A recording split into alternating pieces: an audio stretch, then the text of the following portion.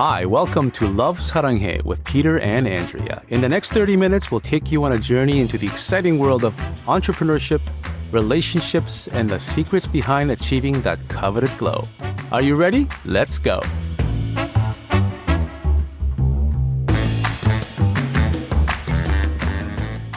Welcome back to another episode of Love Saranghae with us, Peter and Andrea. Today we're diving into something really personal, Peter's health journey. Over the past few years, Peter has been feeling a bit off, and we've been noticing it too. He's been moody, tired, and just not his usual happy, bubbly self. So we decided to dig deeper. Actually, I decided to dig deeper and forced you to come along with me. Running a series of tests to get some real answers. Well, today we have those answers and we're sharing them with you. If you've ever felt off and didn't know why, this episode might resonate with you. Let's get into it. All right. So, look, before we get into it, I want to say a couple of things before we get started. So the first thing is that it's not that I felt off. I am turning 51 this month, next month coming up. It's that the disconnect that I saw with the current medical establishment, as I think Andrea would agree, is that there's a difference between our medical community deems to be healthy and what I deem to be healthy. Like, I don't want to just survive, right? I want to thrive. I want to feel good, and I want to be at my optimal, not just, hey, your limits are within reason. So that was the kind of the trigger behind what I wanted to do. Like, I wanted to explore the performance end and not just, be a normal in the range of what average is supposed to be. Also, with me turning 51, there's a couple of things I need to be aware of. Obviously, those people here in Canada, when you turn 50, you're supposed to go get your colon checked because colon cancer rates go sky high after you turn 50. So age is also a mitigating factor as well. And lastly, yes, my wife has been poking me to go check. And my brother, actually, whom you might meet in another podcast, has been leading the charge in getting after optimal health. So I thought I'd follow the footsteps. And that's kind of the intersection of where we are now, and me going to a independent medical and holistic medical facility to get these tests done. Well, I'll let you in on a little secret, Peter. I don't even think you know this, but Danny and I have been conspiring to get you into the doctor. Yes. What's interesting is today when I had my second consultation, Dr. Melody Hui, who we'll have a shout out to right now. Dr. Hui was saying, you don't have any medical history of blood tests. There's only 2 dots. Yeah. So in the history goes back 10 years. In 10 years, I only have 1 dot. And Medcan doesn't count because they don't share their results.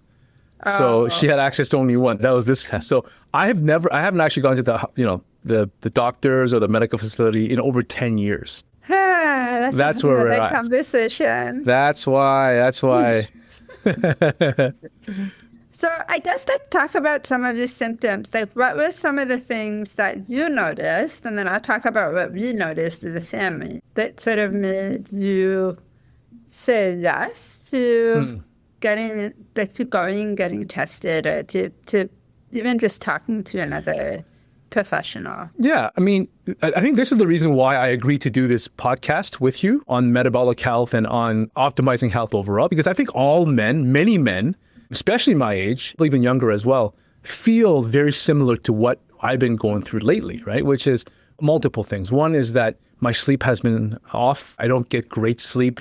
I get good sleep sometimes, not great sleep most of the time. I wake up on odd hours of the night.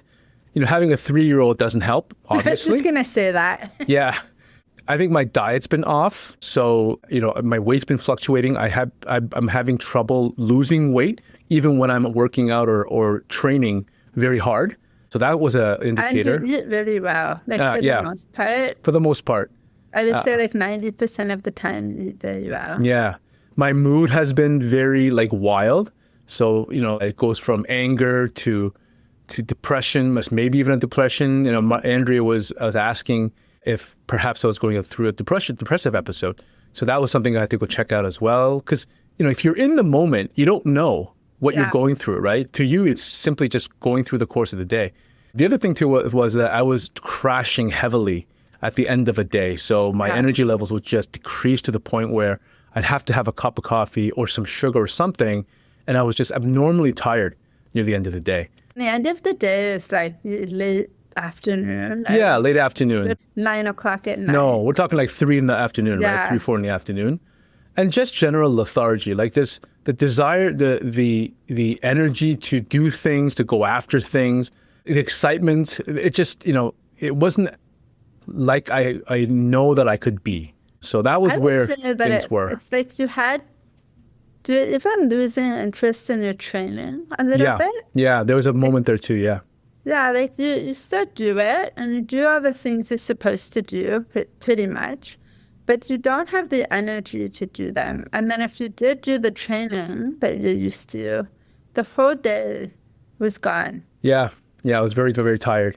And so as a family, that's really frustrating because we obviously, by the time we're up and ready to go, you've done your workout and you're exhausted. Yeah, that's true. So we're dragging you, or you just simply don't want to come, or we don't go. So, and I think the other thing from my perspective was the moods. Because you've always been a very happy-go-lucky kind of quirky guy. But in the last few years, I would say you've been very, very moody. And it's very easy to tip you off, which isn't like you. You kind of put up with things and things roll off your back a lot easier than they have been. Does it coincide with the birth of our daughter? It kind of does, I think. No. I love my... I will say that we're older parents. I was just turned 40 when we had Maya, and Peter was 48. I would say 47. Yeah, no, 48. I think it was. Yeah, when I had Marcus, I was early 30s, early 40s. Okay. Yeah. So we definitely do have less energy because we are older and our kids are younger than the typical. But I think for you it was like more than average that you were just really tired. But anyway, let's go on to how did you decide to work with Dr. Huey? How do I say it? Yeah. So let me introduce her right now. Her name is... Who is she and what sort of got you in the door and to say yes to getting the test done? So her name is, let me introduce her right now and give her a big shout out. So her name is Dr. Melody Hui, and her father was a holistic Eastern medicine doctor. She was like a naturopath. Her father was a naturopath. She has a medical degree, so she is a full-on doctor who has embraced the concept of East meets West. Mm-hmm. So her practice centers around the Western medical practices and solutions, but wrapped it around the Eastern philosophy of extending health through maintenance or through protocols instead of just drugs to fix problems after they arrive, right? So it's all about building the life or building the health that we want today for tomorrow, right? So which is right in line with our philosophy here at Saranghae with skincare. So that really resonated with me. The way we were introduced was through my brother, Danny. Danny was going through similar issues and had a curious question as to, is there a way to maximize my health and my well-being through a protocol? And he wanted to kind of experiment with himself. And as he was going through that, I asked him for an introduction because two things. Number one is I thought it'd be an interesting exercise for me to go through this and see if there's anything there that I'm missing. Why not? And two was, you and I, Andrea, we're in a skincare business, but we're not. We're also in the healthcare business. Yeah. Right? We want to extend our business and our expertise beyond just skincare, but also healthcare or health. And a lot of the ingredients that we use in our skincare are something that have big healthcare benefits overall. So my second reason was I wanted to kind of delve into this world, and perhaps there's something there that helps us, our business, grow beyond the world of skincare into healthcare. Yeah. Skin and health like and wellness. Yeah, exactly. So that was the impetus of going to see Dr. Melody Hui. And at the end of the day, there was nothing to lose and everything to gain. And I'm glad I did because there was a lot of things that we learned, for sure. I'm glad you did too. Well, listen, What were some of the tests you did? Let's talk about like what did you do when you went to the doctor? What happened? Well, so the very first consultation was a lifestyle consultation, right? So, in modern Western medicine, if I go to a doctor, they don't ask me any real diet or lifestyle or anything like that. They just tell me what's going on, they'll order a blood test, and away you go, and just check the levels. Which I don't know about the U.S., but here in Canada, that's just par for the course. Very basic. Very basic, yeah. Right. Yeah. And if you're within the realm of reasonable, never mind if it's healthy or not, just reasonable, they'll just simply say, that you don't need it. So, so the normal range is quite wide. Mm-hmm. And you could be in the low normal, high normal, or normal in the middle. And that will mean that you are fine. You're fine, yeah. And even if you're having symptoms and don't feel fine, you'll likely be dismissed by the doctor. So I think their criteria really is if you're not going to die in the next week, you're fine. That's really what it comes down to, right? Not that bad. And this is not to knock doctors. We're not there to do that. Because Peter and I have both been through some health issues, we've had the opportunity to go through the Western medicine way, and we noticed many holes in that in the practice that we've been through. So then we were sort of forced to explore other options that would support that so that we could see the total picture. Yeah. So that's where we're going with this. Yeah, so there's three things we did. One was a consultation, and it was a very detailed consultation as to what my goals were, what feeling good meant, what my lifestyle looked like, my diet, sleep patterns, my stool, everything, right? So looking at metabolic health, looking at dietary health, looking at mental health. We had a big consultation. And then we ordered a very inclusive blood test, substantial blood test that was done through a private clinic. And then I ordered a Dutch test. And a Dutch test is basically a urine kit. And the urine test gives you much more in-depth of information that the blood test won't give you. And one of them is hormones. And so those three were the things that we kind of kicked off with. And we started that process off in the beginning of January. And I just actually had our second consultation looking at the results today. And hence so what did this the podcast. Results show, and were they surprising to you? Well, there were some surprises. So the first surprise was that my cholesterol number, which I thought was going to be not great, was actually very good.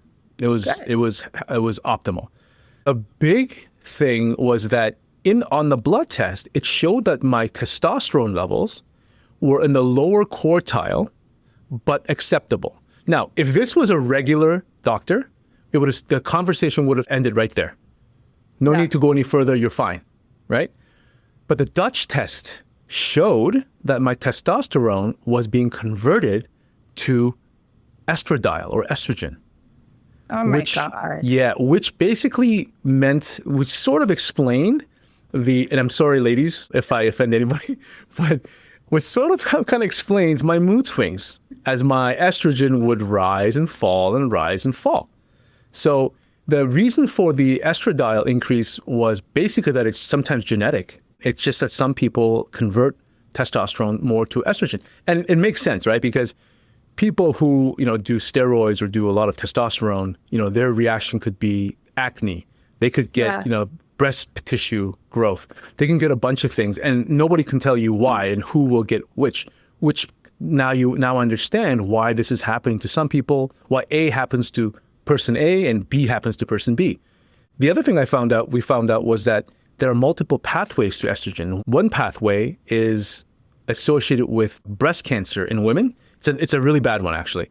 Breast cancer in women, and in men, it happens to mutate the DNA for potential cancerous effects down the road. So it's not good for either or. Ugh. Yeah. For women, it's very well defined. It leads to breast cancer, and for men, not as well defined, but it's not good either. So this pathway is very specific. One of the pathways of estrogen, testosterone to estradiol conversion, and then leads to this particular pathway. There's multiple pathways. When you say pathway, what do you mean by that? So, for example, the pathway of one testosterone pathway could lead to your skin reacting to acne and produces acne. The other pathway is an enzyme converts testosterone to estrogen, which ends up doing something in the body. Okay. And then the other pathway is that's something else. Like it's just if there's doors, if you can think of doors, the estrogen will take door number 1 or door number 2 or door number 3, and it does things to you, right? Yeah. So acne is one of those. Acne is a potential pathway. A door number 1 leads to testosterone, leads to estrogen, leads to acne. One of them is breast cancer. That's why some people, that's why not everyone gets breast cancer and some do. It is genetic. But that's so cool that you can see that. And I was like, see this information and then do something about it to hopefully prevent what it could end up doing. Yeah. So what's interesting is that one of the solutions to slow down one of the pathways, the estradiol pathways, is eating grapefruit. Oh, I love it. Right. It's not a massive high-tech solution. Grapefruit, apparently, if you're going through blood treatments or some sort of hormonal treatments, you're not supposed to eat grapefruit because it actually interferes with some of the treatments. It stops a pathway. Right? So grapefruit, in this particular case, is beneficial to me. So one grapefruit a day. So I went downstairs at the grocery store, bought 3 grapefruits, and I'm just gorging on grapefruits right now. Which is interesting because I don't really like grapefruit. I think I've had grapefruit like a handful of times in my life, but now I'm going to have to eat it. Every day. Right? Yeah. Oh, so DIM is another one. DIM, I don't know what that stands for, DIM. You get that in leafy green vegetables. You have to eat a lot of vegetables to get something called DIM in your body.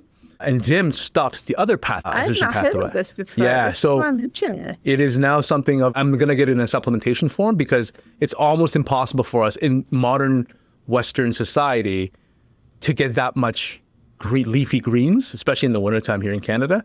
So I'm going to have to get that. And glutathione, amino acid glutathione, which we have in our formulation, which is great for skin whitening and also tyrosinase inhibition, is great for estrogen inhibition, as well as the one ingredient that we have, I can't pronounce it anymore. It's the Ayurvedic Indian. Yes. That is something that it's an adaptogenic plant, just like our mushrooms and our triple mushroom complex. That is also going to help. So these are the protocols that we are going to execute. So what's the plan? So how are you going to? Do you have to take any supplements beyond those? Do you have to? No, just those for now. Slow down and exercise? Do you have to do anything else in terms of lifestyle? So another thing that we found was that my cortisol was high. So I was stressing my adrenal glands. And what Dr. Melody was saying is that any run over 90 minutes is not great for overall health, right? But she's like, but you're a runner. So I'm not going to tell you not to run, right? So what I promised her was that I will run 80 easy, 20 slow, which means most of the time I'm going to keep it under an hour and they're an easy effort. But there will be times when I run hard and when I run long. As long as I recover properly and I eat properly, that's how I'm going to try to mitigate this. But what the reality is that marathon running, ultra marathon running, and that type of distance or endurance endeavor is not healthy. It's healthier than not being active. Yes. But it is a stress on your body. Now, your first question was, what else am I doing? That's it. So one of the things we decided was, could we do a testosterone replacement therapy? Yes. But if we didn't do this test, it would have been negative for us because the testosterone would have turned to estrogen. So there was no point, right?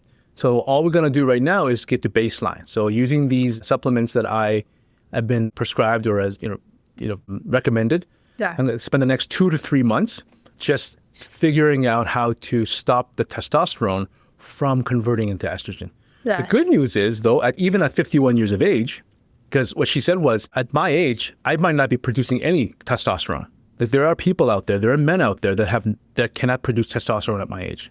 So interesting. Yeah, but I am producing testosterone, but it is converting to estrogen. So the good news is I'm producing testosterone. And then the bad news is it's turning to estrogen. That's right. So I'm just going to have to figure this out. Figure out how to stop that. Exactly. The other thing that she mentioned was that my glucose usage level was a little higher than what she'd liked from an optimal perspective. So from the scale that she uses, number 7, if I saw number 7 on that particular variable on a blood test, that means I'm diabetic. At 6 means I'm pre-diabetic. And 5.5 and under is the target. So my number was 5.6. Oh, interesting. Yeah. So, and the fact that I run so much and use so much glucose means that I'm intaking a lot more sugar than I should be.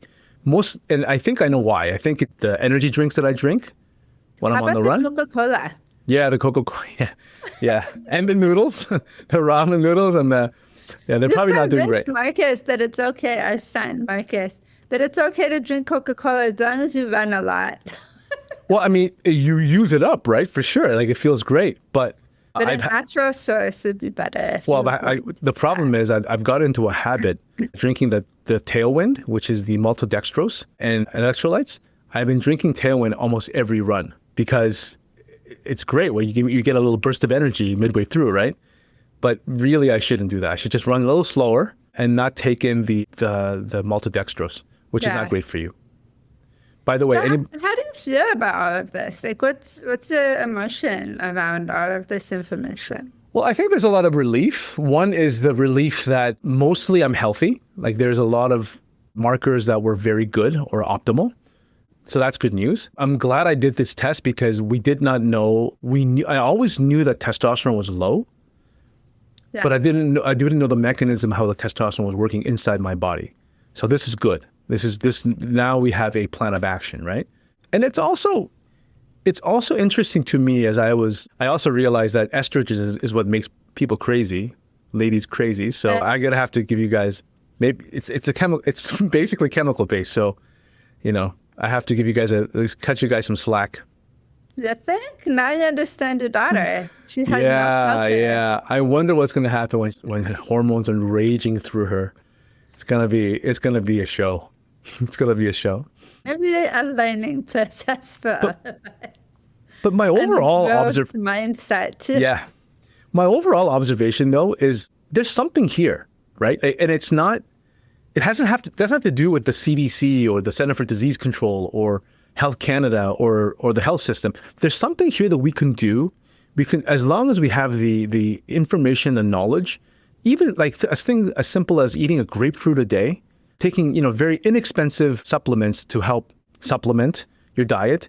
There's something here where our health can be controlled and optimized through very simple things we can do, and that's very encouraging, right? Yeah, and it reminds us of what we are capable of when we go inward and start trusting our bodies, using the natural sources around us available to us to support our healing. So just a simple idea of a grapefruit. Which is unbelievable, which is amazing, that right? Would be so beneficial to you just by eating it every day. Like, how beautiful is that? I actually think if you look back into the relationship between the supplements that I need and my diet, it's actually very logical. So what DIM does is replace leafy green vegetables, which we don't eat a lot here in Canada in the wintertime. So of course it's low. We put it in our smoothies every morning, but it's probably not enough. Not enough. You need you need a lot more than our modern society kind of like has gone away with what we actually need as food. We need a lot more vegetables in our diet, especially leafy greens than what we're eating right now. What's even possible for us to eat right now? So that's one. Two is vitamin D. So here in Canada, it's a big one. Yeah, my vitamin D was off the charts low. It was not only in the low range, it was so low that it was off the range. So she's yeah. So she said, "What are you taking? Are you taking vitamin D supplements?" I goes, "Yes. You told me to take vitamin D, so I take 1 drop a day, just like the bottle says." And she goes, "No, that's not enough. I need you to do 7 a day." Yeah, 7,000 IU. You're so low. So that's so. And I don't get any sun here in this country in the wintertime. So I'll tell you a story about vitamin D. I have a friend of mine, and she's from Greece. Yeah. And she lived in Greece most of her life. And then when she came to Canada, she started feeling really tired a lot and like just low energy. And she went to the doctor, and the doctor told her, "You need to start taking vitamin D because you're coming from a country that's very sunny and lots of sunshine for most of the year. And then you're coming here to Canada where we have very little sunshine compared to birth were. And so your body's gotten used to a certain level of vitamin D, and now you've taken that away, and it's struggling to keep up. So you need to supplement because of it. So I would say that that's for everybody. Even if we didn't live somewhere else, yes, we're managing, like we're going through the motions, but our energy is very different. Like, for example, when I'm in Europe in the summer and it's sunny every day and we're outside and, I feel better. I have way more energy than for sure. In the summer. Sure. Yeah. I mean, so the observation for me is there's a direct line between what I put in my body and what's coming out the other end right now. There's a direct link, and it's I understand and I realize that it is almost impossible to eat everything that I need and to get it from food with our lifestyle that we lead right now.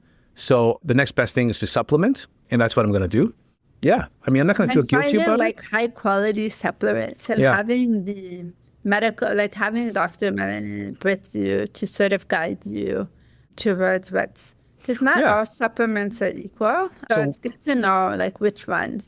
So what would be your advice or takeaway? What would you say to someone who's in your position right now and it hasn't gone, like they just don't feel like themselves and they're avoiding going to get checked out? What would you say to them? I would say to them that your health and your well-being is in your hands. It's in your control. And the sooner you get started in the process, the sooner that you'll start to feel better. And I think once you realize that there is a distinct difference between what our healthcare system calls us healthy and what we believe healthy should be, and once we realize that there's a gap there, I think you should go after closing that gap. So go out there and start feeling healthy and not what your doctor simply tells you that you are. I would add to that, I've said this before in different contexts, but the time is going to pass, whether you feel well or not. Mm-hmm. So why not feel well in that time that's passing and, live as well as you can and do as much as you can within what you want to be doing. Well, look, if for anybody who's sitting there right now saying, well, I'm fine, that there's nothing wrong with me, think back to the times when you were excited to do something. Like, my example is there was a time years ago when I was excited to get up at 5 a.m. and train, and that. Yeah, jumped out of bed. Yeah, or when I started the business, when I was so excited to start the business and with you and start pushing, and that excitement is contagious, and it turns into efficiency and productivity, and you get so much done, and the ball starts rolling, right? Versus now, I feel so, it's hard to get up in the morning and do anything. Yeah. So, to anybody who's thinking about, debating yes or no, think about the times where you were excited about life, excited about doing things, getting up and having that positive energy throughout your day. That is not something that you should give up, right? So go back to that. You can get it back, and I think it's worth getting it back, right? I'm excited for you. I'm excited for me too. Well, number two things I want to say. Number one is I think there's something here. We can productize something here and make this part of our business, I think. That's great. Number two is, look, if this makes me faster, if this makes my marathon time faster, it's all worth it. I'll do it. I'll do anything. I'm going to run fast. I'll finish. We'll close with this, is that your health is your responsibility. And I grew up in a world where it was the doctor's job to keep me healthy. And as long as I went to all my checkups once a year and made sure that, I did all the things they told me to do, that I would stay healthy. And I've learned through personal experience with my own gut journey that my health is my responsibility. And doctors will do the best they can with what they have. But at the end of the day, they don't know you and they don't know your body, and everybody is different. So if something does feel off or not right, we encourage you to go get that checked out. And if the answers that you get don't feel right to you, then keep going. Like, don't just accept it and carry on the way you've always been carrying on. Advocate for yourself and keep going until you get the answers that will actually make a difference. Yeah, so we'll do another episode a few months from now and let everyone know how everything is going. So we'll document this journey. But I'm excited. Think that there'll be some interesting comes out of this that will be, It'll be very cool to see how this all goes, both for Peter's well-being and also from a business perspective. We always have our business hats on, and we're always looking at how this what positives we could bring from this experience into our business. I wonder if hormone replacement therapy, testosterone therapy, will make me have like a fuller beard. Like I could never get a beard, right? I have patchy beard. Right? I'm okay with that. I can only get like a little bit here, and I get like patches. If I can get like a full beard, maybe that'll be kind of cool. Back hair. I think I have enough hair for both of us. You don't need mine. I'm going to get a little bit of chest hair and some back hair. Too much information. I'll grunt. Anyway, thank you guys for tuning in today. We hope you enjoyed this episode of Love Saranghae with us, Peter and Andrea. And we'll see you soon. Bye. Thanks for listening to Love Saranghae with us, Peter and Andrea. If you've enjoyed this episode, leave us a review. Your ratings and reviews help more people like you find our show. Don't forget to subscribe so you never miss an episode, and share this podcast with someone you think would love it. Until next time, love yourself, love one another, and love the world.